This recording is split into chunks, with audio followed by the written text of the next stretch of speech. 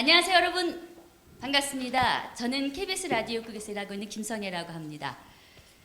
자, 이 경력 단절 예방을 위한 직장 문화 개선, 의료기관 여성 종사자를 위한 행복한 일터 만들기에 참여한 여러분 대단히 반갑습니다.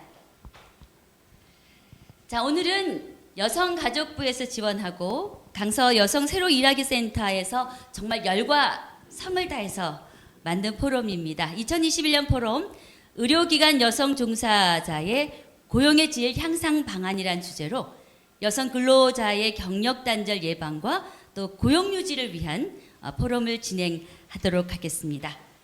자, 오늘 이 포럼 시작하기에 앞서서요. 오늘 이 포럼 이렇게 유튜브로 준비하시려고 애를 많이 쓰셨는데요. 강서 여성 새로 일하기 센터의 김정미 관장의 인사 말씀 들어보도록 하겠습니다. 네, 안녕하십니까. 김정미입니다. 네, 저희가 해마다 실시하는 이 포럼이 작년에부터는 랜선으로 진행을 하고 있습니다. 작년에 이어서 유튜브로 두 번째 진행하게 됐는데요. 올해의 주제는 강서구의 의료관광 산업 분야에서 종사하는 그런 여성들의 행복한 일터 만들기라는 주제를 가지고 진행을 하게 되었습니다. 강서구가 2016년부터 미러클 메디 특구로 지정된 후 여러 의료관광 특구 기반 마련을 위한 그런 사업들을 펼쳐왔는데요. 저희도 그에 상응해서 여성 인력들을 의료기관에 보낼 수 있도록 직업교육도 실시해왔고 또 여러 경력단절 예방 지원 사업을 실시했습니다. 그런데 작년부터 코로나 때문에 의료관광 산업이 어렵게 되었죠. 그래서 저희도 이제 국내에 눈을 돌려서 국내에서 근무하는 또 어렵게 이 코로나 상황에서 힘들게 근무하고 있는 우리 여성들 또 의료기관의 여러 종사자들을 위한 그들이 어떻게 하면 좀 더 좋은 환경에서 일할 수 있을까를 고민하던 차에 이런 포럼을 준비하게 되었습니다. 올해 저희가 그래서 강서 미러클 메디 특구 의료기관 여성 재직자의 직무 만족도 및 경력 개발 욕구 조사를 얼마 전에 진행을 했는데요. 그 결과 발표를 통해서 오늘 포럼도 준비한 겁니다. 혹시 이제 이들의 욕구를 우리가 어떻게 조금 지원할 수 있을지에 대한 방안을 오늘 논의하게 될 것 같은데요. 오늘 포럼에 참석해 주신 우리 토론자 여러분들 너무 감사드리고 좋은 말씀들 해주시면 좋을 것 같습니다. 함께 참여해 주시는 여러 청취자 여러분들도 같이 저희와 함께 하시면서 우리 여성들의 행복한 일터를 어떻게 하면 잘 만들어 나갈 수 있을지에 대한 고민을 함께 나누고 전략을 모색하는 자리가 되었으면 하는 바람으로 오늘 진행을 시작하겠습니다. 네, 여러 토론자 여러분 잘 부탁드리고요. 네, 오늘 모든 포럼이 잘 진행될 수 있도록 같이 힘을 합해서 좀 노력했으면 좋겠습니다. 감사합니다. 네, 수고하셨습니다. 우리 김정미 관장님 행사 준비하느라고 애 많이 쓰셨고요. 아마 이 오늘 유튜브를 통해서 보시는 분들께서 경단녀들에게 새로운 희망을 만들어주는 그런 포럼이구나 이런 생각들 하실 것 같고요. 오늘 함께 하시면서 여러분들의 좋은 의견도 나중에 강서 여성 새로 일하기 센터에 보내주시면 대단히 감사하겠고요. 그리고 다양한 프로그램들이 강서 여성 새로 일하기 센터에 준비가 되어 있습니다. 여러분들 경력 단절됐다고 그냥 경단녀 이러고 계시지 말고요. 새로 일할 수 있는 여러 가지 교육 프로그램들이 여성가족부 지원으로 센터에서 활발히 진행이 되고 있거든요. 한번 교육도 받아보시면 좋을 것 같고요. 이런 교육을 받아서 여러분들 어떤 활동을 할 수 있는지 오늘 현장에 계신 여러 유명한 패널들 모시고 구체적인 얘기 함께 나눠보기 전에요. 강서 여성 새로 일하기 센터의 정영아 기획팀장께서 여러 가지 여러분들의 욕구 조사를 하셨습니다. 그래서 강서 미라클 메디 특구 의료기관 여성 재직자의 직무 만족도와 경력 개발 욕구 조사를 하셨는데요. 먼저 그 결과 발표 정영아 기획팀장에게 부탁드리겠습니다. 안녕하십니까. 오늘 조사 결과를 발표하게 된 강서 여성 새로 일하기 센터 기획팀장 정영아라고 합니다. 지금부터 강서 미라클 메디 특구 의료기관 여성 재직자의 직무 만족도 및 경력 개발 욕구 조사 발표를 시작하겠습니다. 본 조사의 목적은 강서 여성 새로 일하기 센터 경력 단절 예방 지원 사업의 일환으로 의료기관 재직자들의 직장 적응과 고용 유지 방안을 수립하는 데 그 목적이 있습니다. 본 조사는 강서군의 병의원 여성 재직자들을 대상으로 총 236명이 참여하였으며 조사 방법은 설문지법을 이용하였습니다. 조사 기간은 2021년 8월 25일부터 9월 28일까지 실시하였습니다. 네, 조사에 참여한 응답자의 일반 현황을 살펴보겠습니다. 참여자들의 연령대는 20대에서 50대까지 참여하였으며 40대가 29.7%로 가장 높게 분포되어 있습니다. 응답자의 재직 기관의 유형을 보면 의원, 한의원, 치과의원이 가장 높았고 한방병원, 전문병원, 또 요양병원이 두 번째로 높았으며 종합병원이 마지막 세 번째를 차지하고 있습니다. 응답자의 담당 직무를 살펴보면 간호조무사가 47.5%로 가장 높았고 병원 행정원, 의료기사, 치료사, 간호사 순으로 나타났습니다. 이들의 근무 기간을 살펴보면 1년 미만이 30.1%, 1년 이상 3년 미만이 20.0%, 3년 이상 10년 미만 27.1%, 10년 이상이 20.8%로 나타났습니다. 네, 다음은 응답 결과를 말씀드리겠습니다. 조사자들에게 직장을 옮길 때 가장 큰 이유가 무엇인지 물어봤습니다. 적성에 맞는 일을 찾기 위해서와 근무 조건이 더 나은 일자리를 찾기 위해서 가장 높은 응답으로 나타났으며 그 밖에는 나이나 일자리가 없었기 때문으로 응답을 하였습니다. 네, 다음은 업무를 진행할 때 가장 큰 애로사항이 무엇인지 물어봤습니다. 업무 수준이나 노력에 비해서 급여가 적다가 가장 높게 나타났으며 두 번째는 서비스 대상, 환자나 보호자들과의 관계에 어려움을 느껴서 가장 큰 어려움을 느꼈고 하는 일이 장래성이 부족해서 너무 어렵다라는 말을 해주었습니다. 네. 업무 수행 과정 중에 나타난 애로사항을 해결하는 방법을 물어봤습니다. 50%가 별다른 해결 방법이 없다고 대답을 해주었고요. 그 밖에는 같은 일을 하는 사람들끼리 사적인 모임을 통해서 해결을 하거나 또는 외부 상담 기관을 이용해서 해결한다고 응답을 하였습니다. 일을 더 잘하기 위해서 필요한 교육 훈련이 있느냐라는 질문을 했을 때 의사소통 훈련이 필요하다라는 응답이 가장 높게 나타났고요. 그 다음 직장 예절, 또 고객 서비스를 위해서 CS 교육이 필요하다고 응답하였습니다. 직장 적응을 위해서 가장 필요한 상담을 지원받을 때 어느 분야를 지원받고 싶냐라고 물어봤을 때 직장생활 고충 상담이 가장 높게 나타났습니다. 직장 생활 중에 본인의 경력 개발을 위해서 어느 정도 준비를 하고 있는지 물어봤습니다. 별로 준비하지 못하고 있다라고 대답한 사람이 47.9%로 가장 높았고 전혀 준비하지 못하고 있다라는 대답도 있어서 대부분의 그 재직자들이 자신의 경력 개발을 준비를 못하고 있는 것으로 나타났습니다. 경력 개발을 위해서 상담을 지원받을 때 어느 정도 도움이 될 수 있는지를 물어봤습니다. 어느 정도 도움이 된다가 69.9%로 나타나서 경력개발 상담이 필요한 것으로 나타났습니다. 경력개발 상담을 지원할 때 어떤 게 가장 필요한지 물어봤습니다. 경력개발 방법이나 또 경로 이런 걸 몰라서 필요하다고 대답을 했고요. 그 다음이 적성, 흥미, 진로검사, 그 다음이 장기적 관점에서 생애설계 상담이 필요하다고 응답을 하였습니다. 교육 프로그램을 저희 같은 기관에서 교육 프로그램을 제공을 할 때 어떤 방법을 해줬으면 좋을지 선호도를 좀 조사를 해봤습니다. 프로그램 제공 선호 방식은 오프라인보다는 온라인 강의를 더 선호를 했고요. 참여할 수 있는 시간대는 목요일이나 금요일 7시에서 9시가 43.2%로 가장 선호한다고 응답을 하였습니다. 프로그램 운영 시간은 1시간에서 2시간 이내가 50.8%로 비교적 짧은 시간의 교육 시간을 원하는 것으로 나타났습니다. 네, 이상으로 조사 결과를 마치겠습니다. 감사합니다. 네, 수고하셨습니다. 강서 여성 새로 일하기 센터의 정영아 기획팀장께서 여러 가지 이 직무 만족도나 경력 개발 욕구 조사를 하셨는데요.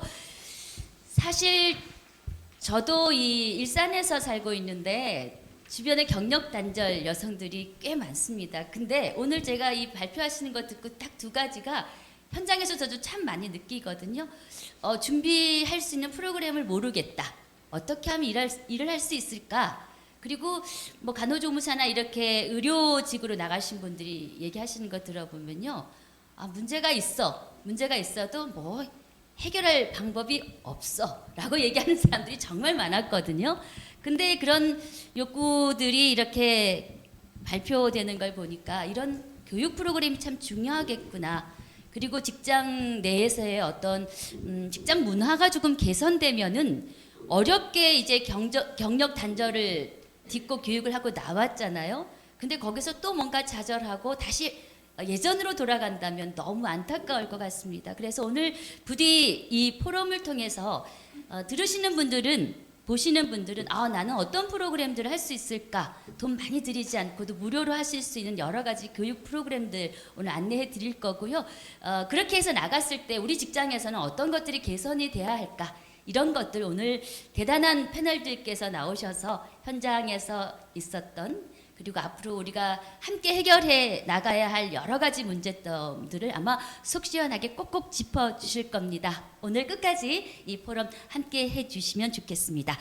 자, 그럼 본격적으로 이 포럼 시작하기 앞서서 제가 계속 대단한 패널분들이라고 말씀드렸는데요. 왜 대단하냐면 현장에서 일을 하시는 분들이기 때문에 현장의 느낌이 정말 살아있는 분들이시기 때문에요. 더 절실한 마음으로 그런 고충들이 해결되지 않을까라는 기대를 해보겠습니다.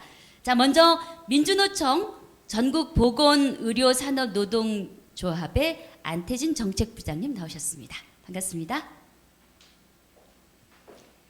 자, 다음은 대한간호조무사협회 김은숙 정책부장도 함께 하셨습니다. 반갑습니다. 네, 그리고 뭐 워라밸 얘기들 많이 하시는데요. 요즘 일생활균형연구소 부소장으로 계시는 안선영 부소장님 나오셨습니다. 자, 노무사이면서 노무법인의 돌담 부대표를 맡고 계시는 김선미 노무사 함께 하셨습니다. 반갑습니다. 긴장되시죠? 오늘 정말 현실적인 얘기들이 많이 나올 것 같아서 기대를 해 보도록 하겠습니다. 먼저 이 안태진 정책부장님께 마이크를 좀 드릴게요. 의료기관 여성 종사자 수가 매년 증가하고 있는 것으로 지금 발표들을 하셨는데요. 현장에서는 어떻습니까? 네, 의료기관의 산업 전체가 점점 커지고 있는 게 사실이고요. 그리고 굉장히 종사자 수도 많고 그 중에서 다수가 여성 노동자입니다. 그래서 보건업에서 병의원 종사자 수는 86만 명인데요. 이 중에서 64만 명이 여성이고 74% 이상을 차지하고 있습니다. 그래서 근데 이 중에서 여성 노동자의 44%가 50인 미만 사업장에서 일하고 있고요. 또 전체의 12%는 근로기준법이 적용되지 않는 5인 미만 작은 사업장에서 일하고 있는 상황입니다. 자, 다음은 우리 김은숙 정책부장님께도 마이크 좀 드릴게요. 네, 저희 간호조무사 인력 현황에 대해서 말씀을 드려보면요. 2020년 말 기준으로 자격 취득자 수는 78만 8,247명입니다. 연 2회 자격 시험을 통해서 매년 3만 5천여 명이 배출이 되고 있고요. 그중에 취업자 수는 22만 7,689명, 또 그중에 요양기관 취업자는 20만 8,531명, 전체 취업자의 91.6%에 이르고 있습니다.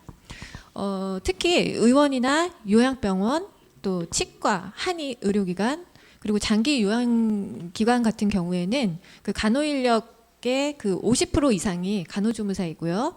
또 좀 더 보다 구체적으로 보면은 의원급의 그 간호 인력은 84%가 간호조무사입니다.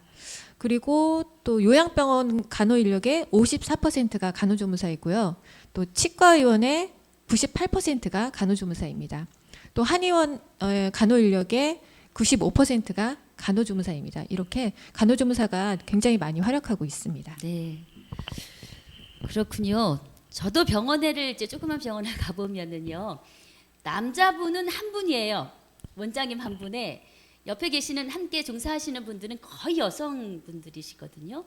뭐 코로나 위드 코로나 시대가 아니어도 사실은 굉장히 열악한 환경에서 일을 하고 계시는데요. 여성 종사자들의 처우는 어떨까? 또 그런 얘기들을 빠뜨릴 수가 없죠. 먼저 우리 안태진 정책부장님. 네, 보건의료노조가 작년에 1,300명을 대상으로 조사한 병의원 노동자 실태조사에 따르면요, 굉장히 열악한 상황입니다. 특히 규모가 작은 병원일수록 더 열악했는데요. 이 실태조사의 응답자가 80%가 여성 노동자입니다. 그래서 기본적으로는 이제 근로계약서나 임금명세서 작성이나 교부도 안 되고 있는 경우가 30%에 달했고요. 이런 경우에는 시간의 수당이나 뭐 휴게 시간, 뭐 상여금 이런 게 구체적인 것들이 뭐 합의를 할 수 없거나 사용자의 의사에 따라서 그때그때 달라질 수도 있기 때문에 문제점들이 있습니다. 또 의료기관 노동자들은 일한 것에 대한 보상이나 휴식 시간 같은 것들도 잘 누리지 못하고 있었는데요. 전체의 33%가 시간의 수당을 받지 못하고 있고요. 그리고 또 50%가량이 점심시간인 휴게 시간을 자유롭게 사용하지 못하고 있다고 답했습니다. 그리고 또 주말 근무 역시 50%가량이 보상받지 못하고 있다고 답했고요. 가장 중요한 것이 임금일 텐데요. 임금의 경우에는 세전으로 전체 평균이 2,460만 원입니다. 그래서 월로 따지면 205만 원 정도 되는데요. 이게 2020년 기준으로 봤을 때 2인 가구 중위소득이 월 299만 원인데 이와 비교했을 때 턱없이 부족한 금액입니다. 그래서 기본적인 임금 수준도 매우 낮다고 볼 수 있습니다. 그러니까 뭐 일이 힘들면 그만큼 어떤 나의 노동을 뭔가 보상해주는 경제적인 게 있으면 조금 더 이렇게 뭔가 참을 방법 이런 것들이 있을 수 있는데 그런 것들이 없기 때문에 아까 우리 욕구 발표 조사에 팀장님 말씀하셨습니다마는 해결할 방법이 없어서 그냥 참고 있거나 참다가 이제 그게 터지게 되면은 다시 이제 퇴직을 하게 되는 경우가 굉장히 많다는 얘기를 들었습니다. 우리 김은수 정책부장님 보실 때는 처우가 어떻다고 생각하세요?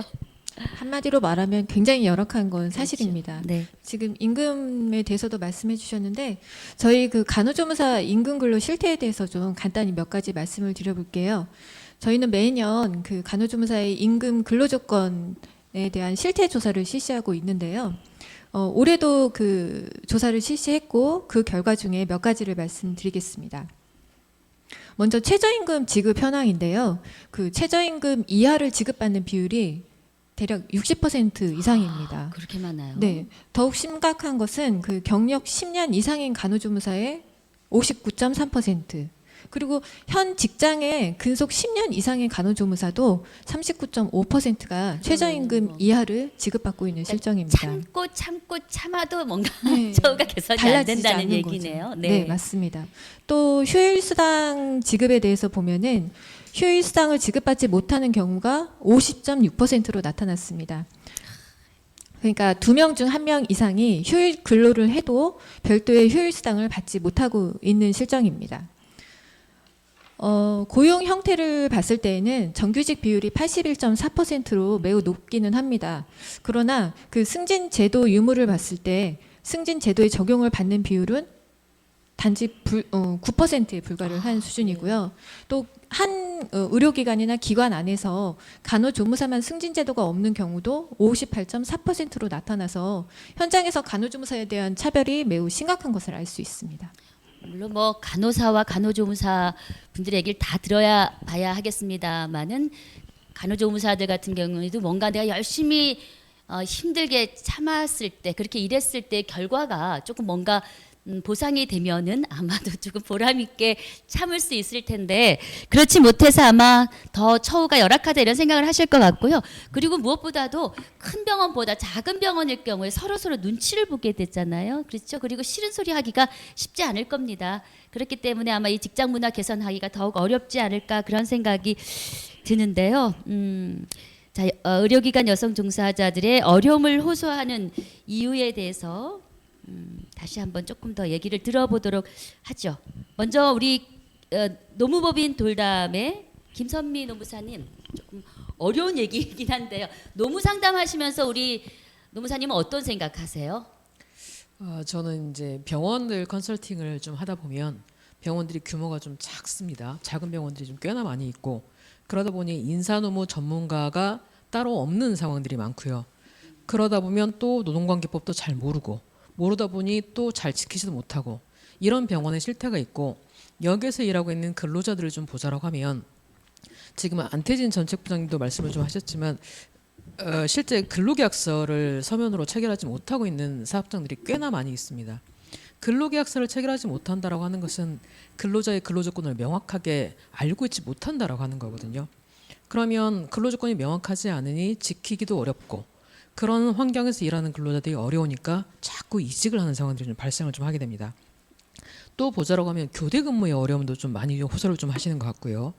그리고 이제 임금 수준의 문제, 김은숙 부장님도 말씀하셨지만 최저임금 근처의 임금 수준을 아무래도 많이 이렇게 받고 있다 보니 그 환경이 좀 열악해서 좀 이직도 많이 하게 되시는 것 같고 또 휴가 사용의 어려움 이것도 많이 작용을 하고 있고요. 또 연장 수당이니 휴일 수당이니 야간 수당이니 수당 계산이 좀 부적절하게 돼 있음에도 불구하고 근무하고 있는 동안에 문제 제기를 좀 하지 못하고 소가리를 하다가 퇴직을 하는 근로자들을 좀 많이 만나게 되었습니다. 네. 그런데 사실 경력 단절 여성들이요. 그냥 나 하나 달랑 나가서 일하는 게 아니잖아요. 뭔가를 또 희생을 하고 나가게 됐거든요. 가족들의 희생.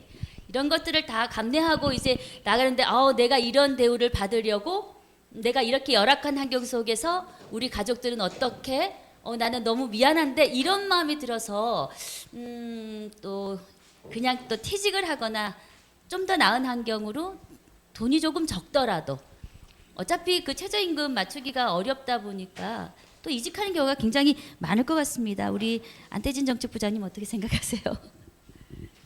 네, 맞습니다.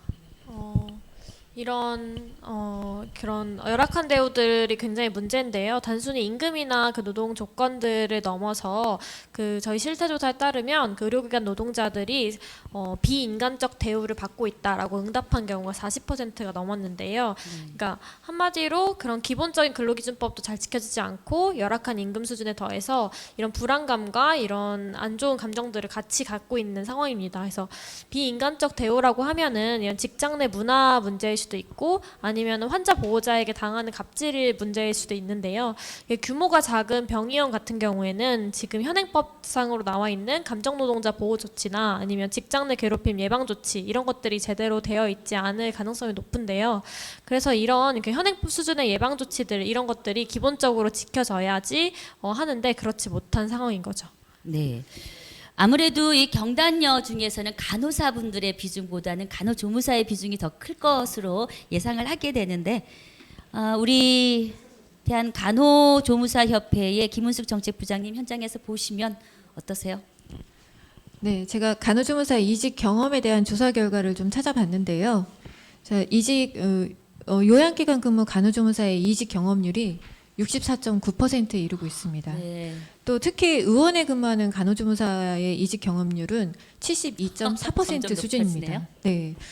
그리고 그 이직 경험자 중에서 요양기관 근무자의 평균 이직 횟수는 2.6회이고요. 또 그 외 조사에서도 미취업 간호조무사의 마지막 근무 기간은 1년 미만이 40%, 또 2년 미만이 그 62%로 나타나서 10명 중 6명이 2년 이내에 그만두고 있는 상황이었습니다. 그럼 왜 이렇게 이직을 할까? 이직 사유에 대해서 물어봤을 때 그 경제적인 처우, 업무량, 근무 환경에 대한 불만이 가장 큰 원인이었습니다. 그렇죠. 향후 이직 의향에 대해서도 요양기관 근무 간호조무사의 6개월 이내 이직 의향이 21.6%로 나타나고 있었습니다. 아유, 얘기를 듣다 보니까 지금 고구마처럼 답답한데 매일 이런 얘기를 들으시는 우리 부장님들께서는 정말 뭔가 제도적으로 또 정책적으로 문화적으로 개선이 필요하다는 것을 절실히 느끼실 거고요. 아무래도 요즘에 그 젊은 사람들 이 일과 생활의 균형 앞서서 제가 워라밸이라고 말씀을 드렸습니다만 사회적인 분위기가 그렇다 보니까 그게 사실 나이하고 관계없이 워라밸에 대한 얘기들이 많이 나올 수밖에 없거든요. 자, 일과 생활의 균형을 이루지 못하고 있다 이런 생각이 드는데요. 일생활균형연구소의 우리 안선용 부소장님께서는 의료기관 종사자들은 과연 그러면 일과 생활의 균형을 기대하지 말아야 합니까? 아니면 기대하려면 좀 어떻게 해야 할까요? 굉장히 어려운 얘기죠. 일생활 균형이라는 게 저희도 연구소에서 계속 이제 이런 얘기들을 하고 있지만 이게 일생활 균형은 2014년부터 계속 지금 얘기가 되고 있고 제도화 됐음에도 불구하고 아직까지도 지금 현장에서는 되지 않는 것들이 지금 많은 상황으로 지금 판단이 되고 있고요. 특히 의료 지원 같은 인력 같은 경우에는 장시간 노동이 워낙에 유명하기도 하고 또 코로나 사태 이후에는 더더욱 더 이제 현장으로 불려 나가지만 실질적인 처우가 개선되기보다는 오히려 영웅 서사로만 이제 덮여지는 그런 그렇죠. 안타까운 것들을 우리가 만날 수 있죠. 네. 자, 그런데요, 또 이렇게 갑갑한 얘기만 하면은 좀 답답하실 것 같아서 조금 사이다 같은 이야기 준비를 했는데요. 그래도 일할만 나는 일터를 만들고 있는 곳이 있다고 해서 오늘 영상으로 잠깐 만나보도록 하죠. 김포공항 우리들 병원의 희망적인 얘기를 들어봐야겠습니다. 유정희 간호부장님 나와 계십니까? 안녕하세요. 반갑습니다. 안녕하십니까. 저는 김포공항 우리들 병원에서 간호부장으로 근무하고 있는 유정이라고 합니다. 우리들 병원에서 여성 종사자들을 위해서 굉장히 좋은 일을 그리고 신명나게 일할 수 있는 일터를 만들어 주시고 있다는 얘기 들었는데 구체적으로 어떻게 일할만 나게 해주시는지 궁금합니다. 이 병원도 다른 중소병원들과 마찬가지로 인력 채용에 어려움을 겪었고 현재 또 퇴사율은 낮으나 퇴사 인력에 대한 신입 채용은 쉽지 않은 상태입니다. 그래서 더더욱 퇴사율을 낮추고자 노력하였습니다. 퇴사율을 낮춘 방법은 크게 3가지 정도로 말씀드릴 수 있을 것 같습니다. 첫째는 기숙사입니다. 서울권에 있는 간호인력은 강남이나 서울이 중심지로 취업을 많이 하기 때문에 저희는 서울 외곽 지역에 위치하다 보니 지방 출신 간호사들을 타겟으로 기숙사를 제공하였습니다. 근데 이제 2인 1실로 사용하다 보니 공간도 좁고 근무 시간대가 달라 수면과 휴식에 영향을 주어 시간이 갈수록 기숙사의 메리트가 떨어지게 되었습니다. 그래서 모든 지원 부서의 간호사들에게 도보 10분 거리에 있는 빌트인이 된 오피스텔로 기숙사를 옮기고 1인 1실 사용으로 바꾸고 월세 40에서 50만 원 해당되는 비용을 병원이 모두 부담하는 제도로 바꾸게 되었습니다. 그 이후 퇴사율은 눈에 띄게 감소하였고 채용의 어려움도 많이 해소하게 되었습니다. 당연히 간호사들의 기숙사 만족도는 매우 높고요. 두 번째는 입사 후 업무 적응 시간을 여유 있게 주는 것입니다. 퇴사자가 발생하면 퇴사자 업무 대체자 채용을 무조건 한 달 전에 완료하도록 해서 입사를 시킨 후에 입사자가 새로운 환경에 적응하고 업무를 배울 수 있는 시간을 여유 있게 주어서 스트레스를 줄여주는 것입니다. 그렇게 되면 인력이 부족한 상황이 아니므로 입사자도 천천히 확실히 업무를 습득할 수 있는 것이죠. 세 번째는 육아휴직자의 복귀 시 불가능한 상황이 아니면 육아휴직 전 근무했던 부서로 복귀하게 해주는 것입니다. 육아휴직자의 퇴사는 복귀 시 본인이 기존에 일했던 부서가 아닌 다른 부서로 복귀하게 되면 새로운 사람과 환경에 적응하다 보니 육아 문제와 함께 스트레스가 배가 되어 퇴사를 많이 하는 원인이 되었습니다. 그래서 그런 원인을 파악해서 육아휴직 전 부서로 복귀시키고 있습니다. 이렇게 하다 보니 저희 병원은 육아휴직 후 복귀율이 90%가 지금 넘는 상황입니다. 이상 저희 병원이 퇴사율을 줄이기 위해서 노력했던 것을 말씀드렸습니다. 다른 병원의 부서장님들께서도 많은 고민과 노력을 하고 계시므로 특별한 것은 없어서 오히려 민망하기도 한데요.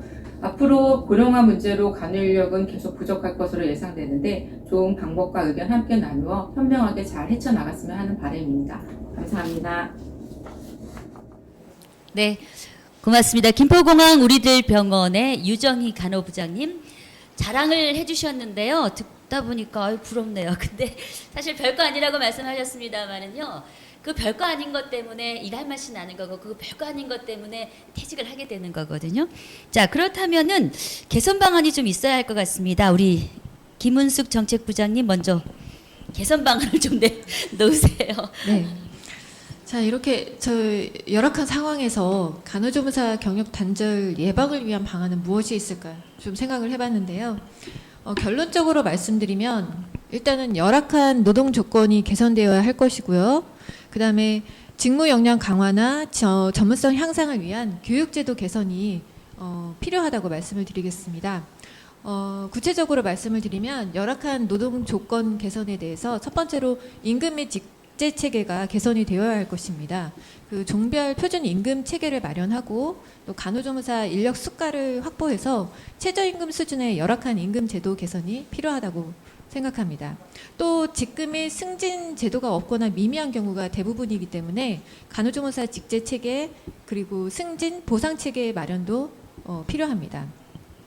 그리고 병원급 이상 의료기관에서는 그 간호조무사에 대한 법정 인력 기준이 없기 때문에 그 법정 인력 기준도 마련을 해주셔야 됩니다.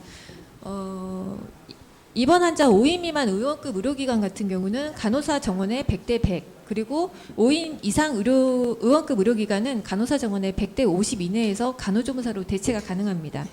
그래서 아까도 말씀드렸듯이 의원급 간호 인력의 84%가 간호조무사인 것입니다. 또 요양병원은 간호사 정원의 3분의 2 이내에서, 또 정신병원은 간호사 정원의 2분의 1 이내에서 간호조무사로 대체가 가능합니다. 또한 간호간병 통합서비스 병동의 경우에는 법정 제국 인력이기도 합니다. 하지만 그 외에 병원급 의료기관은 그 간호조무사 정원 기준이 마련되어 있지 않아서 그 무자격자와 동일한 그런 대우를 받고 있는 실정이거든요. 그러니까 간호조무사에 대한 별도 정원 기준 마련이 시급하다고 볼 수 있습니다. 그리고 5인 미만 의료기관에서는 그 근로기준법이 동등 적용되어야 할 것이고요. 또 청년 내일 채용 공제 사업 대상에 그 5인 미만 의료기관이 포함이 되어야 합니다. 그 여성 노동자인 그 간호조무사가 대다수이거든요. 5인 미만은. 그래서 거기에 대한 그 청년 내일 채용 공제 사업에 포함을 시켜서 그 장기 근속을 할 수 있도록 그렇게 지원을 해줄 필요가 있습니다. 두 번째로 말씀드렸던 교육제도 개선에 대해서 말씀을 드리겠습니다. 자, 우선 영역별 직무 교육을 제도화하고 예산 지원을 확대를 해야 합니다. 그 간호조무사들은 근무 영역이 매우 다양합니다. 뭐 의료기관, 장기요양기관, 산후조리원, 그외 뭐 어린이집, 뭐 이런 다양한 영역에서 근무를 하고 있고, 또 의료기관도 그 근무 분야가 다양합니다. 예를 들어서 치과, 한의, 산부인과, 뭐 내과, 소아과, 신경과 이렇게 굉장히 다양한데, 그 간호조무사의 양성 교육이나 자격 시험 내용을 보면은 그런 관련 분야에 대한 교육을 커버하기에는 굉장히 부족하거든요. 그래서 간호조무사에 대한 자질 향상 대책도 필요합니다. 저희 협회에서는 매년 그 복지부 예산으로 간호조무사 직무교육과 전문교육을 실시하고 있지만 그 제도적으로 뒷받침이 되지 않고 있는 실정입니다. 그래서 그러니까 그 영역별 직무교육을 제도화해서 뭐 병동 간호조무사나 아니면 내과 계열 간호조무사, 외과 계열 간호조무사, 뭐 치과 간호조무사 이런 식으로 활용을 좀 할 필요가 있습니다. 예를 들어서 교육 제도화를 통한 간호조무사를 활용한 예로는 가장 대표적인 사례가 방문간호 간호조무사라고 할 수 있습니다. 또 더 나아가서는 그 학점은행제 간호조무 전문 학사를 신설해서 간호조무사들도 평생 학습을 통해서 자기 개발의 동기를 부여하고 또 간호조무 정체성과 전문성을 확보하도록 해야 할 것입니다. 이렇게 해서 지금 고졸, 뭐 학원 출신 이런 그 꼬리표를 좀 제거하고 또 간호조무사의 사회적 지위 상승 효과를 가져올 수 있을 것이고요. 그것이 또 처우 개선에도 영향을 미칠 수 있을 것이라고 생각합니다. 네. 사실 이런 얘기는요, 참 진행하기가 힘듭니다. 왜냐하면 의료기관 쪽에서는 어차피 그게 사업체잖아요. 뭔가 이 손익을 생각하지 않을 수 없죠. 그리고 또 이 간호대학을 나온 간호사의 경우에는 또 간호조무사의 어떤 이런 것들에 대해서 아마 똑같이 반응하지 않을 수도 있을 거란 생각이 듭니다. 그래서 아마 우리 부장님께서는 지금 대한간호조무사협회 정책부장을 맡고 계시기 때문에 간호조무사들의 의견을 많이 대변을 해주셨어요. 그렇죠? 그런데요, 뭐 임금과 보상 체계 이런 어떤 법적인 제도 정말 헤쳐나가야 할 게 너무 많습니다. 무조건 뭐 경력단절 여성들 사회로 나오십시오 이렇게 말을 합니다만 사회에서 얼마만큼 그들이 일할 수 있는 터전과 또 교육을 시켜줄 수 있느냐 이런 얘기들 하다가 보니까 굉장히 좀 어려운데요. 한 가지만 더 여쭙죠. 지금 교육하시고 있는 거는 무료로 교육을 하고 계신 건가요? 간호조무사들이 어떤 현장에 나갈 수 있도록 하시는 교육은? 보건 예, 저희 그 직무교육은 보건복지부 예산을 받아서 또 그리고 회원들의 일정 부분 교육비를 받아서 네. 그래서 진행을 하고 있습니다. 그러면 무료로 교육을 해주시고 그래서 또 취업까지 연결을 해주시는 거죠. 취업까지 연결이 되지는 않습니다. 일단은 그 직무 역량을 강화시키기 위해서 네. 지금 현재 자기가 하고 있는 일에서 자신들이 하고 있는 일에 대한 역량을 강화하기 위한 목적이 더 큽니다. 교육을 받고 난 간호조무사들은 그래도 뭔가 이렇게 자신감이 더 생기지 않을까 그런 생각이 들어요. 현장에서 일하다가 보면 뭔가 서툴고 이런 여러 가지 애로사항들이 있었을 텐데 교육을 통해서 자신감이 생기는 그런 사례들은 없었습니까? 네, 저희 그런 수요 조사를 많이 실시를 하고 있고 네. 포커스 그룹 인터뷰나 이런 것도 해보면은 직무 교육 굉장히 중요하고 필요하다. 현장에서 굉장히 좀 부족한 부분이 많은데 직무 교육을 통해서 그런 걸 좀 보완할 수 있어서 굉장히 반응이 좋습니다. 아, 그렇군요. 지금 강서 여성 새로 일하기 센터에서도 여러 가지 뭐 이렇게 직무 능력 교육 프로그램이나 또 현장에서 일하시면서 어떤 경력을 개발하기 위한 프로그램도 진행을 하고 있습니다. 그리고 일하시다가 보면 힘든 일 많으시잖아요. 그런 것들 아까 보니까 옆에 동료랑 얘기한다, 그냥 포기한다 이런 조사들이 있었는데 그런 심리고충 상담 허브센터의 역할도 강서 여성 새로 일하기 센터가 하고 있습니다. 그래서 아마 이 유튜브 함께 하시고 있는 분들은 아 그런 교육 있구나. 일하다가 힘들면 어쩌지? 미리 겁내지 마시고요. 그런 어떤 심리 고충까지 다 들어줄 수 있는 허브센터가 있다는 거 오늘 이 영상 함께 하시면서 뭔가 새로운 정보로 챙겨가시면 좋을 것 같고요. 자, 그렇다면 이번에는 민주노총의 우리 전국보건의료산업노동조합의 안태진 부장님, 민주노총 이러니까 굉장히 좀 무시무시한 것 같고 뭔가 맨날 그러실 것 같은데 요즘에 그런 분위기 아니죠? 네, 말을 아끼시는군요. 자, 이 병원의 여성 종사자들이 생각하는 행복한 일터를 위해서 여러 가지 정책들을 하고 계시는데 사실 코로나 때문에 굉장히 힘드시고 굉장히 바쁘실 거예요. 근데 지금 우리 김은숙 부장님 말씀하신 것처럼 여러 가지 이런 개선 방안들이 좀 제시가 되어야 하지 않을까. 우리가 그냥 오늘 힘들어 이런 얘기만 하고 끝내면은 뭐야 이런 생각들 하실 것 같아서 정보 제공 차원에서 어떤 개선 방안은 어떻게 준비를 하고 계신지 조금 더 들어보도록 하죠.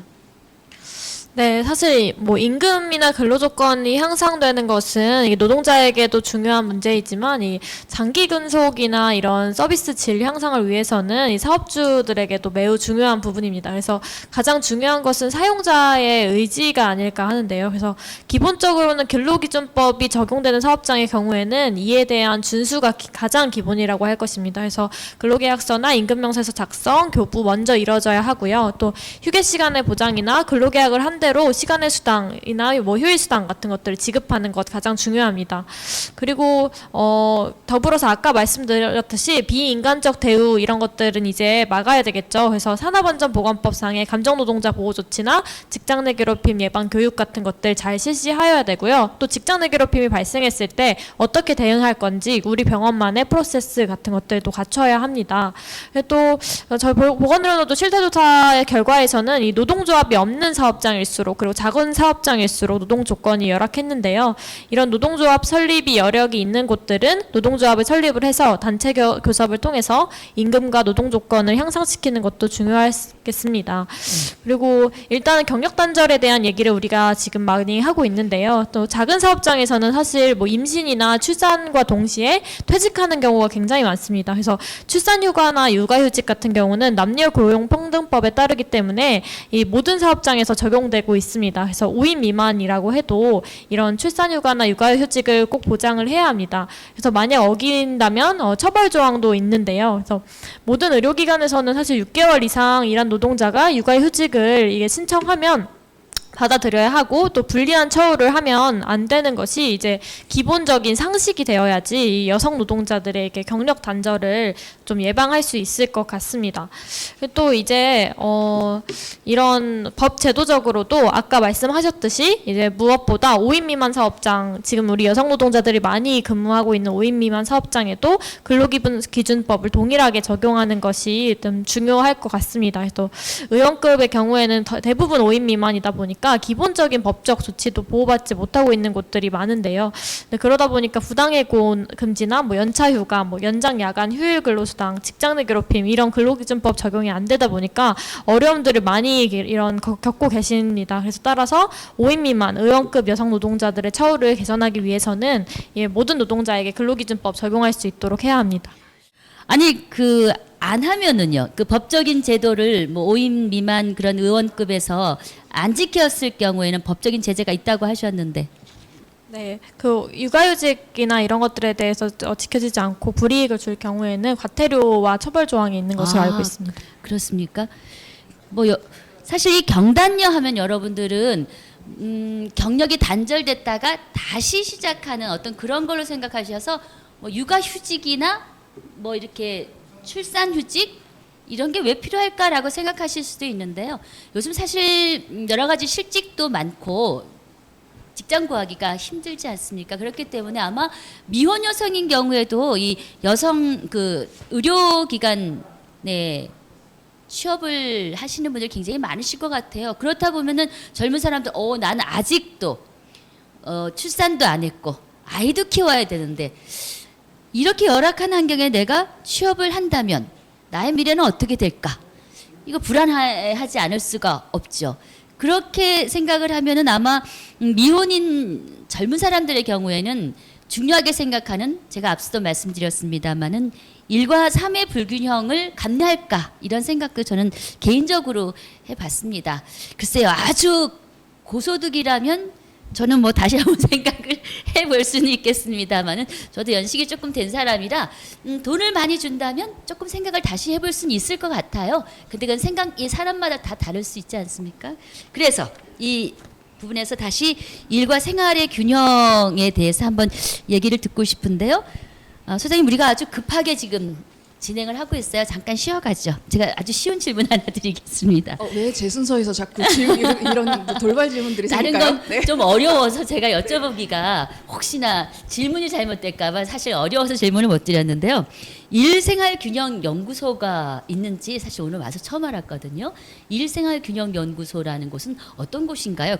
그곳에서는 의료기관의 여성 종사자들을 위한 뭐 일과 그 생활균형만 연구하시는 그런 곳은 아니죠. 아니요. 저희는 일생활균형재단이라고 하는 민간재단의 부설 연구소로 이제 출발을 했고요.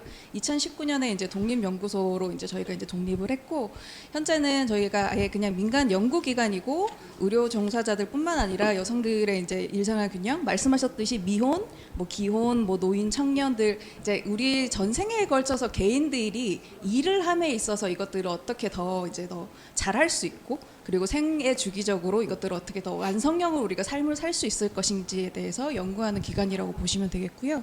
그래서 저희는 뭐 교육 워크숍도 하고 정책 설계도 같이 하고 있고, 저희 팀이 실제 2014년 고용노동부에서 진행했던 일하는 문화 이제 개선 사업에 실제 아젠다를 세팅할 때 같이 들어갔던 팀입니다.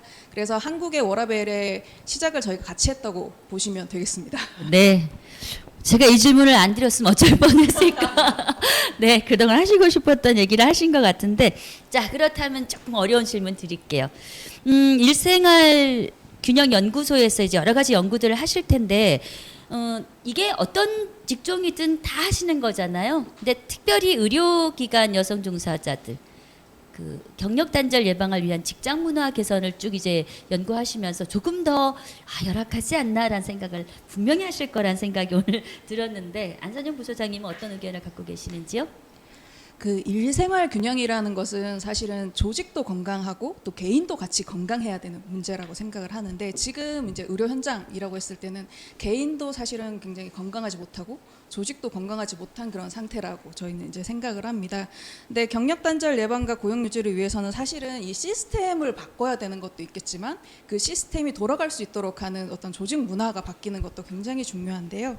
근데 이거는 개인이 해결할 수 있는 차원의 문제는 아닌 것 같아요. 그렇죠. 특히 의료 현장 같이 위기들이 있고 거기에 안전 문제들이 이제 발생할 수 있고 하는 그런 이제 특수한 상황에서는 더더욱 개인이 해결할 수 없는 부분이 많은 것 같고, 그래서 더욱 조직에서 이제 시스템적으로 그리고 문화적으로 이것들을 개선을 해야 됩니다. 그래서 이제 예시들을 조금 가져와 봤는데, 앞에서도 이제 우리들 병원에서도 좋은 사례를 이제 말씀하셨지만, 일생활균형 우수기업 사례 공모전에 나왔던 이제 병원들의 예시를 조금 보면 뭐 연차를 자유롭게 사용할 수 있도록 하거나 보상휴가 제도들을 활용할 수 있도록 하고 수평적인 조직 문화를 구상하기 위해서 직책 중심의 팀제 운영을 정착시킨다거나 5년에서 10년 이상의 장기 근속자에게 유급휴가와 함께 포상금을 지원하는 제도와 같은 제도들을 시행하기도 하고요. 기본적으로 근데 이제 이 의료 현장은 그런 것 같아요. 우리가 사람을 고용할 때는 100의 에너지를 내기 위해서는 120의 사람을 고용해서 어떤 그 여유분을 확보를 해야 되는데 의료 현장은 지금 80의 사람을 고용해서 100을 채우라고 하는 그런 형태라는 생각이 자꾸 든단 말이죠. 그래서 이런 고용이라고 하는 거 있어서도 추가 인력들을 구성한다거나 유연근무제를 도입해서 실제로 이제 그 시차 출퇴근이라든가 선택근무제를 통해서 내가 이 시간을 컨트롤할 수 있도록 하는 것들이 우수 사례로 좀 많이 나오고 있습니다. 그리고 삼성 서울병원 같은 경우에서도 유연근무제를 시행했고 오히려 이제 다른 직원들은 유연근무제를 시행하되 긴급 대체팀을 마련해서 이 팀은 이제 긴급한 상황에 들어갈 수 있도록 해서 이제 그 병원의 안정성과 함께 직원들의 행복, 직원들의 안정성도 같이 이제 할 수 있도록 도모를 하고 있습니다. 그래서 그 일생활 균형 측면에서 이제 봤을 때 사실은 중요한 거는 경력이 단절이 되기 전에 그것들을 계속 고용을 유지할 수 있도록 하는 거거든요. 지금 현장에 있는 의료 인력들이 계속적으로 일을 할 수 있도록 해야 되는 건데 그랬을 때 이 의료 현장의 여성들에 대해서 우리가 기대하는 바가 사실은 사회적으로도 좀 달라져야 될 필요가 있다는 생각이 들어요. 이것들을 자꾸 돌봄의 영역처럼 이제 해석을 하는데 돌봄 영역이자 동시에는 사회 안전망을 구성하는 굉장히 책임감 있는 되게 중요한 영역이란 거죠. 근데 여기에 대해서 우리가 과연 그 대가를 제대로 지불하고 있는가와 그리고 여기에 있는 우수한 인력들이 숙련된 노동자로서 계속적으로 그 자리에 남아 있으면서 사실은 그 말도 안 되는 임금을 가지고 거기서 버티고 있는데 이 숙련의 가치를 제대로 우리가 지금 처우를 해주고 있는가에 대해서도 근본적으로 사회적으로 좀 질문을 던질 필요가 있다는 생각을 좀 해봅니다. 네. 그렇군요. 잘하고 계시는데도 물론 있을 겁니다. 그렇죠? 하지만 우리가 얘기하는 목적은 경력 단절 예방을 위한 직장 문화를 개선하자. 오늘 그런 의미에서 모인 그 포럼이기 때문에 눈높이를 조금 다르게 할 필요는 있지 않나라는 생각을 쭉 진행하면서 하게 되는데요. 뭐 알고 있어요. 다 알고 있지만 뭔가 얘기를 하고 싶어. 그러니까 기업체나 이런데 나는 너무 부당한 대우를 받고 있습니다. 이거를 처우를 개선해 주십시오라고 말하고 싶은데 몇 명 안 되는 병원 같은 경우에는 참 옆에 동료들한테 미안해서 말 못하고 휴가 쓸 때도 그렇잖아. 내가 가고 나면 얘는 어떡하지? 얘가 다 뒤집었을 텐데 이런 생각할 텐데 기업체에 선뜻 이런 사항을 요청 못하는 경우가 있을 것 같은데 그럴 땐 법으로 해야 되지 않습니까? 오늘 법적인 얘기는 우리 노무사님이 해주셔야 될 것 같은데 여성 근로자들 또 부당한 대우를 받았을 때 아니면 내가 뭔가 일과 삶의 균형을 맞추기 위해서 내가 당당하고 정정당당하게 뭔가 요구하려면은 어떤 노무 지식이 필요할까? 그리고 고용업체에서도 이 사람을 내가 잘 데리고 있고 싶다. 이 좋은 인력을 내가 잘 함께 가고 싶다 하려면은 뭔가 알아야 될 그 노무 지식이 있지 않을까라는 생각이 드는데요. 어렵고 긴 얘기이긴 합니다만 조금 쉽게 설명을 부탁드리겠습니다. 자, 김선미 노무사님입니다. 네, 그 근로자들은 그런 생각을 합니다. 내가 이 조직에서 문제 제기를 한다고 해결이 될까라는 생각들을 많이 하세요. 그런데 저는 이제 반대로 규모가 작은 병원의 원장님들한테 문의를 좀 많이 받습니다. 어떤 문의를 받냐면 요즘에 직원들이 자꾸 연차휴가 쓰겠다고 하는데 이거 어떻게 해야 됩니까? 또 뭐 다른 휴일의 사용에 대해서 또는 수당 지급에 대해서 이렇게 자꾸 문의가 오는데 어떻게 해야 됩니까? 라고 하거든요. 그 얘기는 무슨 얘기냐면 근로자들이 문제 제기를 하면 사용자 입장인 회사는 그냥 모른 척 하는 것이 아니고 그 문제를 해결하기 위해서 열심히 노력을 하고 전문가인 저희 노무사들에게 많이 질문들을 좀 합니다. 그러다 보니까 근로자들이 권리 인식을 많이 하고 문제 제기를 하고 요구를 하면서 사실 저희 공인 노무사들의 일들이 좀 많이 늘어난 그런 경향도 있습니다. 기본적으로 근로자들이 본인의 권리를 알고 있어야 권리 주장을 할 수 있고요. 주장을 해야 변화가 있을 수 있습니다. 그래서 기본적 내용을 좀 잠깐 좀 한번 보자라고 하면 그 계속 근로계약서에 관한 얘기를 좀 해주셨는데 근로계약서 기본적으로 임금에 관한 사항, 휴일에 관한 사항, 휴가에 관한 사항 이런 사항이 명시된 서면을 근로자에게 반드시 현무 작성해서 주도록 하고 있습니다. 주지 않으면 500만 원 이하의 벌금에 처해지도록 하고 있어요. 저는 근로계약서의 중요성을 정말 누차 말씀을 드리는데 근로계약서는 근로자의 권리 찾기의 첫 번째입니다. 계약서가 제대로 작성되어 있는 일터에서 일하는 근로자의 근로조건이 더 잘 보장될 가능성이 훨씬 더 많이 있고요. 혹여 근로계약서 작성이 안 된 일터에서 일을 하다가 문제가 생기면 그것에 대한 입증이 너무너무 어렵습니다. 그래서 초기에 근로계약서 작성부터 근로관계를 시작하실 필요가 있고요. 그리고 이제 일을 하다 보면 시간의 근로, 연장 근로, 야간 근로, 휴일 근로 하게 되는데 이때 수당들을 좀 어떻게 계산할지라고 하는 겁니다. 기본적으로 50% 이상의 가산 수당을 지급해야 됩니다라고 얘기를 하는데 이게 안타깝게도 5인 이상의 회사에만 적용을 좀 하고 있어요. 그래서 병의원급이 5인이 안 되는 기업들은 이걸 적용하지 못하는 안타까운 경우가 좀 있습니다. 만약에 5인 이상이라고 하면 50% 이상의 수당을 좀 지급을 해야 되고 그리고 야간 근로 같은 경우는 그냥 깜깜한 시간이 아니라 밤 10시부터 새벽 6시 사이가 야간 근로에 해당이 됩니다. 휴일은 여러 가지 이제 휴일들이 있지만 주휴일 또는 근로자의 날 공휴일이 적용되는 회사라고 하면 공휴일 이 날에 근무를 하게 된다라고 하면 휴일 근로가 되고요. 연장, 야간, 휴일 근로가 겹치게 된다라고 하면 퉁쳐서 50%의 수당을 지급하는 것이 아니고 각각 50%의 수당을 합산해서 지급을 해줘야 되기 때문에 연장, 야간, 휴일 근로가 겹치게 된다고 하면 수당을 150%를 추가로 지급해야 되는 그런 계산을 하게 됩니다. 그 다음에 또 주휴수당을 누가 받나요? 이제 이런 고민도 많이 하시는데 주휴수당은 근로자 1명 이상인 모든 회사 그러니까 5인이 안 되는 병의원급도 다 적용을 받게 되고요. 일주일에 15시간 이상 일하는 근로자라고 하면 주휴수당의 적용을 다 받습니다. 그 다음 또 이제 많이 궁금해 하시는 이제 휴일 문제인데 휴일이 최근에 좀 변화들이 많이 있습니다. 올해 같은 경우는 근로자 30명 이상인 회사가 공휴일을 유급 휴일로 적용을 받고 있어요. 내년 1월 1일부터는 5인 이상인 회사입니다. 그래서 병의원급 중에서 5인 이상인 병의원은 내년부터 의무적으로 공휴일을 유급 휴일로 적용을 받고요. 또 최근에 많이 논란이 됐던 대체 휴일 적용도 받게 됩니다. 그런데 또 안타깝게도 5인이 안 되는 사업장은 그 적용을 받고 있지 못해요. 그래서 5인이 안 되는 사업장도 근로기준법을 전면적으로 적용해야 된다고 하는 노동계의 주장이 좀 상당히 타당성이 있을 수밖에 없을 만큼 근로자들에게 좀 많은 차이들이 좀 발생하고 있습니다. 그다음에 또 하나 이제 연차휴가의 사용에 대해서 연차휴가 1년 이상 근무하게 되면 1년에 15일 이상의 연차휴가를 부여를 하고 1년이 안 됐을 경우에는 한 달에 하루씩의 휴가를 사용할 수 있도록 하고 있습니다. 그래서 1년 미만의 11개, 1년이 지나고 나면 15개의 휴가를 사용할 수 있는데 이것도 또한 5인 이상의 회사에 적용을 좀 받고 있어요.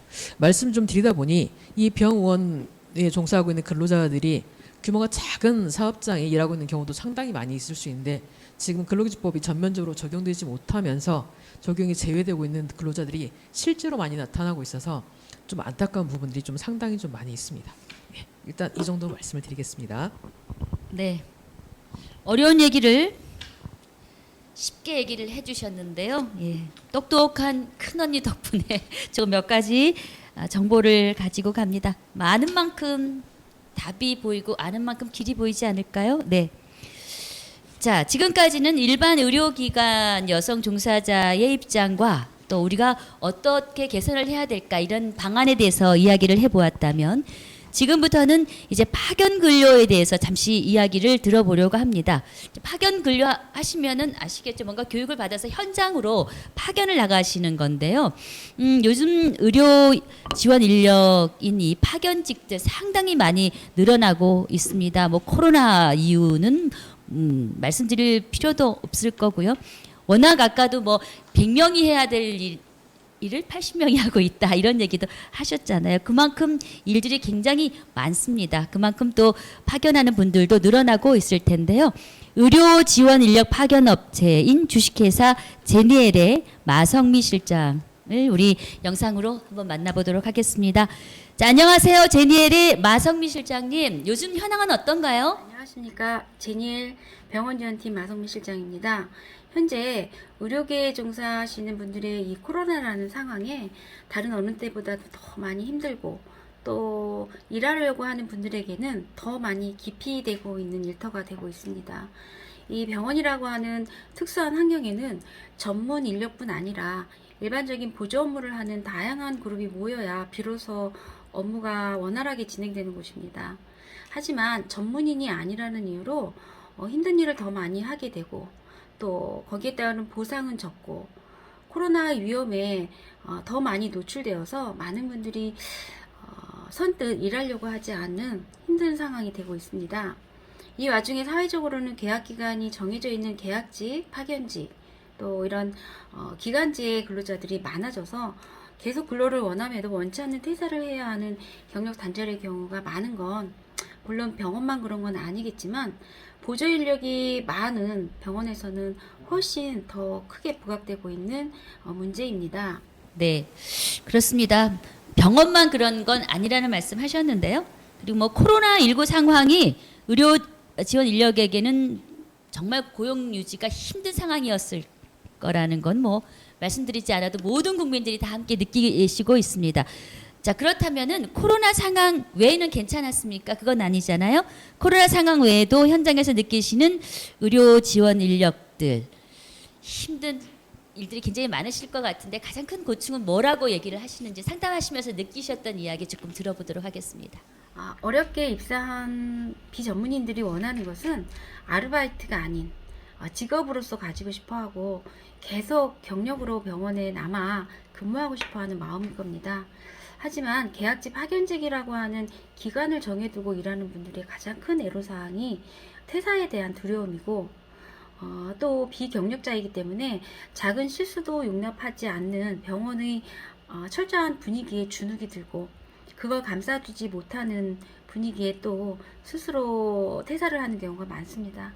이들에게 따뜻하게 작은 관심을 가지고 어려움을 함께 행하고자 동료의식을 심어주고 동기부여를 가지고 한다면 따뜻한 관심으로도 충분히 오랫동안 적응해 나가실 수 있으리라 생각합니다. 네, 따뜻한 관심 그리고 따뜻한 말 한마디가 힘든 상황을 정말 눈 녹듯이 녹게 한다는 것은 꼭 의료 현장의 얘기만은 아닐 텐데 더욱더 이제 어려움과 고충이 많은 의료 현장 그리고 열악한 임금 체계에서 일하시는 분들은 아마 그 한마디가 더 달콤하고 더 든든한 정말 이온수 같은 느낌이 나지 않을까라는 생각을 하게 되는데요.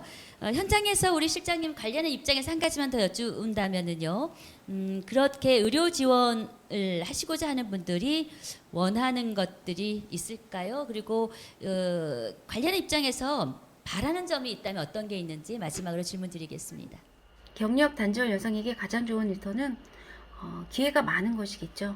중소병원의 채용 기회를 훨씬 넓혀주시고 또 업무만큼의 급여를 보장해주면서 정직원과 계약직 간의 차별을 최소화하는 조건을 과감히 도입해 주신다면 직장 내 차별도 없어지고 계속 근로하는 또는 다시 찾는 직장이 된다면 직원을 구해야 하는 번거로움도 없을 것이고 이런 기회에 강서구만의 함께하는 차별 없는 병원 문화를 만든다면 다른 지역보다 인재난이 해결이 될 것이고 지역 구민의 일자리에 기여하는 모범 지역이 될 것이라고 생각합니다. 감사합니다. 네, 고맙습니다. 따뜻한 관심과 그리고 이해할 만한 납득할 만한 임금 체계가 가장 중요하다는 얘기를 하셨고요. 강서구 메디컬 특구잖아요. 일단 우리가 지금 이런 영상을 통해서 포럼을 진행하고 있습니다만은 이런 것들이 한 번에 해결되진 않을 겁니다. 하지만 메디컬 특구 이 강서구에서 이런 패널분들 모시고 여러분들과 함께하는 이 시간들이 정말 기촉제가 되어서 조금 널리 확산이 되고 사회 문화로 크게 좀 진행이 되면 경력 단절 예방을 위한 직장 문화 개선에 어떤 주축들이 되지 않을까라는 생각 그런 바람을 가지면서 자 이어가도록 하겠습니다. 자 그러면은요. 우리 또 김선미 노무사님 마이크 좀 잡아주시죠. 의료 지원 인력이 이제 파견직이 점점 많아지고 있고 정규직이 아니고 뭐 아르바이트다 보니 경력직으로 내가 뭔가 버텨야겠다 이런 자부심도 없고요. 그렇기 때문에 이직과 퇴직이 많다는 생각이 드는데 근데 이분들의 욕구도 참 다양해질 거란 생각이 듭니다. 노무사님이 생각하시기에 이제 점점 파견직이 늘어나게 될 텐데 이분들의 어떤 처우 개선과 또 이분들의 욕구를 우리가 어떻게 받아들이고 어떻게 수용을 해야 될까 이런 것들도 현장에서 생각을 해보셨을 것 같아요. 네. 파견은 기본적으로 누구의 요구에 의해서 만들어지고 있냐면 파견 근로자를 채용해서 계약을 체결한 파견 사업주, 실제 파견 근로자가 가서 일을 하고 있는 병의원인 사용사업주 이렇게 있는데 이 사용사업주인 병의원이 파견 근로자를 채용하고자 하는 욕구들이 많습니다. 그건 일반 기업체도 마찬가지고요. 왜냐하면 일반적인 근로자들에 대해서 채용을 하고 모집 공고 절차를 거쳐 채용하는 게 정말 품이 좀 많이 들어가게 되는데 그럼에도 불구하고 근로자 입장에서 보자라고 하면 일반적인 근로자들은 우리가 얘기하는 사장님이 딱 한 명만 있는데 파견 근로자는 파견 사업주도 있고 사용 사업주도 있고 사용자가 둘이 있다 보니 힘들 수밖에 없는 구조에 있는 것이거든요. 그래서 근로기간을 짧게 해서 1년 플러스 1년에서 최대 2년까지만 고용을 하도록 하고 있습니다. 이 취지는 근로자의 권리를 보장하자라고 하는 취지였는데 현실은 반대로 2년까지만 근무를 시키고 더 이상 고용하지 않는 이런 상황으로 좀 바뀌어가고 있거든요. 그래서 단지 근로자들이 짧게 일하고 싶어서 이런 게 아니고 더 일하고 싶은데도 일하지 못하는 환경이기 때문에 파견 근로자를 사용을 해서 근로자의 능력이 검증된다라고 하면 병의원에서는 직고용으로 계속 고용하는 방안을 좀 고민하실 필요가 있고 또 파견 근로자로 일하고 있는 동안에도 직고용하고 있는 근로자들과 차별이 발생하지 않도록 하기 위한 조치들을 좀 시행하실 필요가 있고요. 또 파견 근로자의 여러 가지 일하는 동안에 고충들이 있을 수 있는데 이런 고충들이 파견 사업주가 같이 있지 않다 보니까 문제 제기하기를 좀 어려운 상황입니다. 이런 고충들을 접수하고 해결할 수 있는 시스템을 좀 잘 갖출 필요가 있다라고 좀 보여져요. 이런 환경들이 되어야만 파견 근로자로 일하고 있는 동안에 건강하게 일할 수 있고 그 경력을 기반으로 해서 계속 고용의 그 근로자의 자격이나 능력을 좀 갖춰 나갈 수 있을 것이라고 생각이 좀 들어집니다. 네, 고맙습니다. 그러니까 이제 파견을 넘어서 직구까지 해줬으면 좋겠다. 그러려면은 사실 이 파견 지원들의 어떤 그 직무 능력도 물론 보장이 되어야 되겠죠. 네. 그 직무 능력이라고 하는 것이 사실은 1년하고 뭐 잠깐 해서 되는 문제가 게 아니고 아니죠. 네. 오랫동안 일할 수 있는 일터가 보장이 되어야만 근로자들도 더 열심히 교육 훈련을 통하고 또 경력을 쌓아나가는 의미가 있는데 단지 파견 1년, 2년 이렇게만 하게 된다라고 하면 누가 신이 나서 열심히 배우고 일할 생각을 하겠냐라고 하는 것이죠. 그래서 네. 일정 기간 좀 지켜보고 그렇죠. 일 잘할 수 있겠다라고 하면 직고용할 수 있는 시스템을 갖추는 것이 가장 좋다라고 봅니다. 그렇습니다. 한번 잘못했다고 그냥 내 파견직 하면 뭔가 전문성이 떨어지니까 고용주 입장에서도 한번 일 잘 못하면 그냥 직고용 안 하고 그냥 그러다 또 네. 부당한 대우를 받는 사례들도 있을 것 같아요. 사회자님이 지금 말씀해 주셨는데 파견 근로자의 가장 큰 어려움이 그 문제거든요. 일반적으로 근로자는 해고를 하려고 하면 정당한 이유가 있어야 되는데 이 정당한 이유가 여러 가지로 복잡하기 때문에 쉽게 해고하기 어렵거든요. 그렇죠. 그런데 이제 파견 근로자는 어떻게 하냐면 사용사업주가 파견 사업주에게 이 근로자 마음에 들지 않으니 않아요. 예. 교체해 주세요 라고 하는 것이 사실상 해고가 되어버린다라고 하는 것이죠. 그래서 근로자의 생계가 파리목숨인데 이 근로자의 그 근로조건의 안정성이 보장이 될 수 있겠냐라고 하는 것입니다. 그래서 그런 부분에서 파견 근로자의 근로조건이 더 개선될 필요가 있다라고 하는 그 문제제기들이 계속 이루어지고 있습니다. 네. 100명이 필요한 현장에서 80명을 지원하는 지금의 우리의 시대의 어떤 고충이 있다면 파견직도 조금 더 길게 지켜봐주는 그래서 직고용을 할 수 있는 그런 시스템도 사회적으로 좀 개발이 되면 우리가 자꾸 인원이 없다, 인력이 없다 이렇게 말씀하실 게 아니라 그런 것들도 뭔가 대안으로 한번 생각해 볼 수 있지 않을까라는 생각을 저는 해봤습니다. 저는 전문가가 아니다 보니까 오늘 여러 패널을 모시고 정말 많은 공부를 했고요. 이런 부당한 대우들을 받고 경력 단절이 되는 여성분들이 많구나라는 생각을 했습니다. 그런데 뭐 늘 함께 하는 거잖아요. 한쪽 면만 있는 건 아니니까 이런 영상을 보시는 여러 방향에서 우리가 함께 논의하고 함께 더 좋은 세상 그리고 함께 더 괜찮은 직장 문화를 만들어 나간다면은 경력 단절 예방이 되지 않을까라는 생각을 해봤습니다. 자, 지금까지 우리 이 어려운 주제를 쉽고 편안하게 얘기해 주시느라고 굉장히 애쓰셨어요. 지금 이곳 스튜디오가 굉장히 좀 춥죠.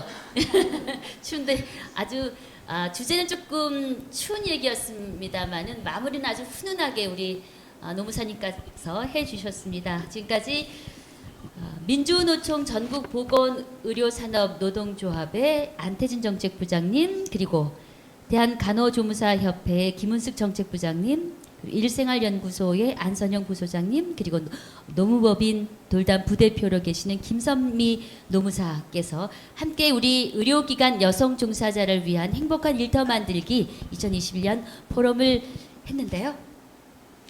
자, 1시간 한 10분 정도 진행을 했습니다. 앞에 모든 이 강서 여성 새로 일하기 센터에서도 많은 분들이 나와서 함께 지켜봐 주시고 있는데요. 어떠셨어요? 우리 안태진 부장님부터 마이크 좀. 네, 오늘 포럼을 통해서 정말 의료기관에 있는 여성 노동자들이 정말 열악한 실태들이 많이 공유가 됐고 또 여러 가지 좋은 방안들, 여러 지혜를 모으는 시간이 된 것 같습니다. 그래서 기본적인 마지막으로 말을 하자면 저희 보건의료노조는 전국의 8만 조합원들을 가지고 있는 대표적인 산별 노동조합입니다. 그래서 언제든지 어려운 일이 있으실 때 노동조합을 찾아주시면 좋을 것 같고요. 또 이렇게 기본적인 근로기준법이 준수가 되고 또 이렇게 장기 근속이 되고 또 경력 단절이 없는 직장 문화를 만드는데 좀 모두가 함께 노력을 했으면 좋겠습니다. 고맙습니다. 자, 다음은 우리 대한간호조무사협회의 김은숙 정책부장님. 네. 저도 여기 와서 저희 협회에서만 생각하던 것 외에 좀 더 이렇게 확장된 의견을 들을 수 있어서 굉장히 좋은 시간이었다고 생각하고요. 일단 경력 단절 예방을 위해서는 그 교육이 답인 것 같습니다. 그러니까 교육을 통해서 자질 향상을 좀 해야 될 필요가 있는 것 같고, 그래서 그 강서 일하기 센터 여기에서도 그 의료기관 내에 그 직종에 맞는 그런 다양한 직무교육 훈련 프로그램을 좀 만들어서 그 현장에서 좀 참여할 수 있게 그렇게 좀 다양한 방안을 좀 마련해 주시면 좋을 것 같고요. 또 아울러 그 미라클 메디특구 사업이요. 이걸 통해서 그 의료기관 여성 종사자들의 행복한 그리고 양질의 그런 일터가 많이 만들어지기를 바라봅니다. 감사합니다. 네. 자, 일생활균형연구소의 부소장을 맡고 있는 안선영 부소장님. 네. 네. 이 주제 자체가 사실은 행복한 일터 만들기잖아요. 그래서 오랫동안 일할 수 있는 일터에 대해서 우리가 아까도 얘기를 계속 나눴고, 그래서 거기에는 계약 관계도 있고 고용 관계, 뭐 노동의 문제도 있고 일생활 균형 얘기도 있고 저희가 많이 얘기들을 나눠본 것 같습니다. 근데 중요한 건 그런 건 것 같아요. 시스템이 만들어지는 것도 중요하고, 사실 우리나라의 제도들은 지금 많이 잘 되고 있거든요. 근데 그 제도가 안착되게 하려면은 그 안에 조직 문화라는 것들이 받쳐줘야 되는데, 조직 문화라고 하는 것들이 실상 지금 의료 현장에서 지금 제대로 지금 만들어지고 있는가. 사실 얼마 전에도 안타깝게 간호사 한 분이 이제 또 자살한 사건도 있었고, 근데 그런 부분을 봤을 때는 제도는 있는데 이게 제도가 들어가기까지 그 안에 지금 구성되어 있는 문화를 어떻게 바꿀 건가에 대한 고민들을 계속 해야 되는 게 아닌가라는 생각이 듭니다. 근데 문화를 바꾼다는 건 사실은 그 공간의 공기를 바꾸는 거랑 같은 거거든요. 굉장히 어려운 거고, 그래서 어떤 사람의 습성을 바꾸고 조직의 토양을 바꾸는 되게 긴 시간이 걸리는 문제란 건 거죠. 그래서 저희 이제 연구소에서도 계속 이제 노력을 하겠지만 세일센터와 같은 이런 센터들, 그리고 여러 이제 기관들에서도 이런 직장 문화 개선, 조직 문화 개선에 대해서 더 힘써 주셔야 되는 게 아닌가라는 생각들을 해봅니다. 네. 고맙습니다. 노무법인 돌담의 우리 김선미 노무사님, 네, 오늘 하실 일 굉장히 많으셨을 텐데 많이 줄이신 것 같았어요. 네, 마지막으로 제가 기회를 좀 드릴까요? 네, 그 오늘 지금 안태진 전책본부장님하고 그다음에 김은숙 그 부장님께서 그 실태를 좀 보여주셨는데 상당히 좀 의미가 있었다라고 생각이 듭니다. 왜냐하면 현상을 제대로 파악해야 그로부터 문제점을 찾아낼 수 있고 또 해결책을 찾아낼 수 있을 거라는 생각이 좀 들거든요. 그러니까 막연하게 힘들 것이다 라고 생각했던 것들에 관한 데이터를 좀 보면서 정말 이 정도로 심각하구나 라고 하는 것을 좀 알게 됐던 계기. 하지만 이제 이걸 기반으로 해서 열심히 노력하고 계시고 또 그거에 근거해서 이제 전문가인 저희 공인노무사들도 지원하는 역할들을 좀 하고자 합니다. 그리고 만약에 여성 새로 일하기 센터에서 하는 역할들이라고 하면 개별 근로자들이 본인들의 고충이나 애로사항들이 있을 때 이런 것들을 어떻게 해결해야 될지 잘 모르고 있는 경우들이 좀 상당히 많이 있거든요. 여러 가지 상담 기관들이 있지만 센터에서도 그런 역할들을 좀 잘 해주셨으면 좋겠다. 이제 이런 생각들이 좀 들어지고 또 이제 보면서 좀 실태를 보면서 좀 안타까웠던 점은 어떤 거냐면 세상의 절반이 남성이고 또 여성이고 할 텐데 여성들이 주로 일을 하고 있는 병의원의 근로자들의 근로 조건이 사실은 평균보다도 훨씬 더 열악한 것이 정말 현실이구나라는 생각이 좀 들어서 다시 한번 좀 안타까운 생각들이 좀 들었습니다. 개인의 노력만으로 해결될 수 있는 문제는 절대로 아니기 때문에 함께 힘을 모아서 좀 같이 나아갔으면 좋겠다라고 생각합니다. 네, 고맙습니다. 사실 병의원은요, 우리가 원하든 원하지 않든 우리 인생과 뗄래야 뗄 수 없는 그런 기관이죠. 그런데 우리가 그 기관을 찾았을 때 가장 먼저 만나게 되는 사람들이 병원장도 아니고 의사도 아닙니다.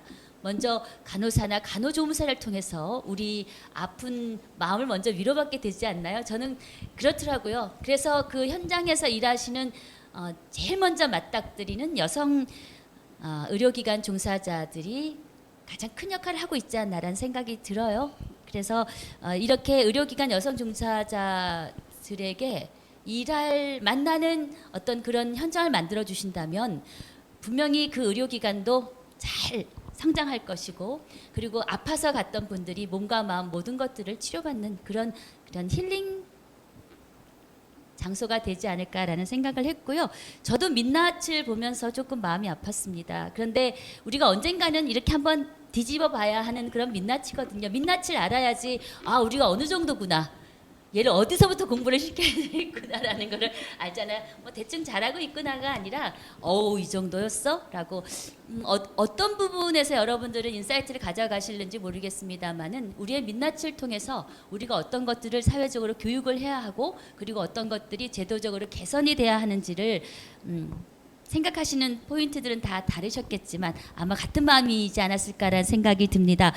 자, 갑작스럽게 변화되지는 않겠지만 지속적으로 한 목소리를 낸다면은 언젠가는 의료기관의 여성 종사자들의 고용이 좀 더 안정이 되고 질적으로 향상되는 날이 올 것이라고 기대하고요. 그래서 이 강서구가 메디컬 특구로 세계 속에 글로벌하게 그런 메디컬 특구로 성장해 나가기를 기대를 하고요. 그런 구답게 정말 힘든 포럼을 이렇게 스튜디오에서 만들어주셔서 강서 여성 새로 일하기 센터에 대단히 감사를 드립니다. 우리 김정미 관장을 비롯해서 많은 분들이 애쓰셨고요. 마지막으로 제가 한 가지 말씀드릴게요. 일하시면서 힘든 일 있으시면 센터로 오세요. 여러분들의 마음을 만져드리겠습니다. 그리고 내가 뭔가 새롭게 일하고 싶은데 내가 뭘 잘 몰라서 이러시는 분들 교육해드립니다. 경력개발이나 직무능력 교육 개발 프로그램 이런 것들요 무료로 지원을 해드리고 있으니까 한번 도전을 해보시죠. 그리고 제도적으로 많이 개선이 될 겁니다. 그래서 여러분들이 일하시는 그 직장 문화가 많이 개선이 될 수 있도록 여러분들이 함께 애써주시면 대단히 고맙겠습니다. 네, 우리 관장님 더 이상 하실 말씀 없으시죠? 예, 수고 많이 하셨습니다. 지금까지 의료기관 여성 종사자들의 고용의 질 향상 방안이란 주제로 의료기관 여성 종사자를 위한 행복한 일터 만들기 포럼 여기서 줄이겠습니다. 저는 김성애였고요. 여러분 대단히 고맙습니다. 우리 패널 여러분들도 같이 인사하시죠. 자, 여러분 감사합니다. 고맙습니다. 수고하셨습니다. 네, 함께해 주신 여러분 모두 수고하셨습니다.